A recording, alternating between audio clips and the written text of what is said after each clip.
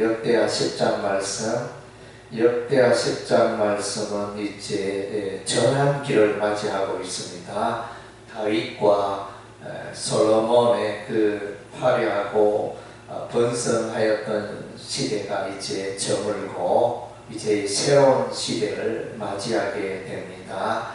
새로운 시대는 이제 솔로몬이 뿌린 그 씨앗을 먹게 되어집니다. 솔로몬이 그의 인생 후반기에 또 우상 숭배하는 악을 범함으로 말미암아 이제 이 나라가 분열되었습니다. 그래서 이제 이 나라가 북이스라엘과 남한국 유다로 쪼개어지고 또 아히야 선지자가 전에 여로보암을 만나 예언한 바대로 이제 10지파가 이제 여로보암과 함께 할 것이라 예언하였는데 이제 이것이 성취가 되어지고 있습니다. 그래서 이제 로보암이 세겜에서 왕이 되어, 그래서 예루살렘에서 왕이 되어야 할 텐데 세겜에서 어떻게 왕이 되었는지 모르겠네요. 그래서 이제 나라를 다스리는데 이제 백성들의 탄원이 있습니다. 그래서 우리는 이렇게 무거운 노력으로 솔로몬 시대에 수고를 하였고 또 많은 또 세금을 내었는데 이런 것들을 좀 가볍게 하소서, 세금을 가볍게 하고 또 노력을 좀 가볍게 하소서, 이렇게 탄원 건의를 하였는데, 그래서 이제 이것을 듣고 로보암이 원로들의 말을 들으니 백성들의 말대로 그리하십시오 이렇게 말하였고, 젊은 신하에게 말하였더니 그렇게 할 필요가 없습니다. 이전보다 더 강하고 더 무거운 노력으로 그렇게 진행을 하시면 되겠습니다. 백성들의 뜻을 무시하십시오 이렇게 간언하여, 그래서 이제 로보암은 이 젊은 신하들의 의견을 채택하게 되어집니다. 그래서 백성들의 이 의견을 받아들이지 않게 되어져서 이 일로 인하여 이제 분열이 일어나게 되어집니다. 그래서 우리가 다윗의 집안과 무슨 상관이 있느냐, 다윗과 무슨 관계가 있고 이새의 아들에게 받을 여산이 없도다 이러면서 이제 10지파가 여로보암을 중심으로 나라를 이루게 되어지고 여로보암은 유다만을 통치하게 되어지는 이런 이제 현상이 일어나게 되어집니다.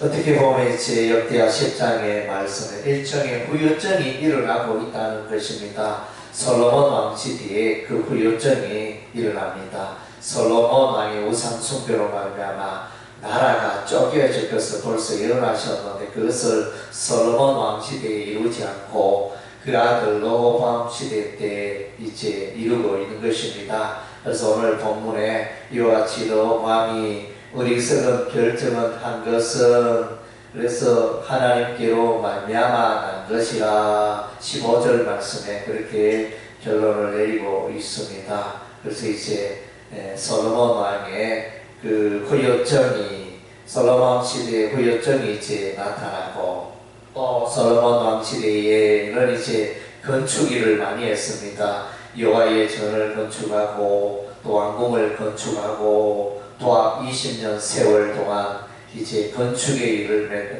일에 매달리다 보니까 백성들이 너무 시달린 것으로 보게 되어집니다. 그래서 이제 우리에게 고역과 매우 무거운 멍에를 가볍게 하소서, 이런 이제 단언이 올라온 것을 보면 이제 화려한 그 솔로몬의 시대에 어두운 그림자가 있습니다. 또 이제 역대 대통령에 보면 잘했다 이렇게 정치를 잘했다 이렇게 평가하는 부분이 있는가 하면 또 다르게 그 정치기간 통치기간 동안 어두웠던 면들, 인권이 무시되고 또 이런 이제 어두운 면들을 또 부각시키는 사람들도 있습니다. 빛과 어둠의 모습인데 오늘 이제 이 여로보암 왕은 이제 어두움에 이스라엘 나라의 어두운 면을 이제 보여주고 있는 것입니다.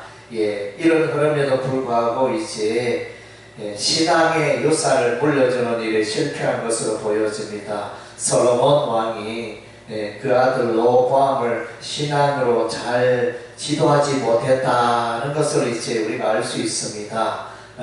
다윗은 이제 그가 삶을 살아가면서 어떤 여러 가지 힘들고 어려운 일이 있으면 하나님께 물었습니다. 하나님께 기도하였습니다. 하나님이여 이 문제를 어떻게 하면 좋겠습니까? 하나님께 기도하고 묻고 하나님의 뜻을 구하고 그 가운데 행하였는데 오늘 이제 로보암 왕이 이런 이제 문제를 중차대한 문제를 결정함에 있어서 하나님께 묻지 않았습니다.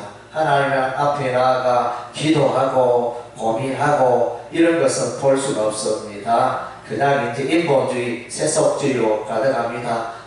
그래서 그 왕의 아버지를 섬겼던 원로들에게 묻고 또 젊은 신하에게 묻고 그의 인본주의, 세속주의에 치우쳐서 하나님께 기도하는 모습을 발견할 수가 없습니다. 예, 그래서 우리는 이제 사람들에게 지혜를 구할 필요도 있겠지만 그보다 앞서 하나님께 지혜를 구하고 하나님의 뜻을 구하고 하나님의 인도하심을 구하는 것이 우리 인생의 지혜인 것입니다. 예, 기도하겠습니다.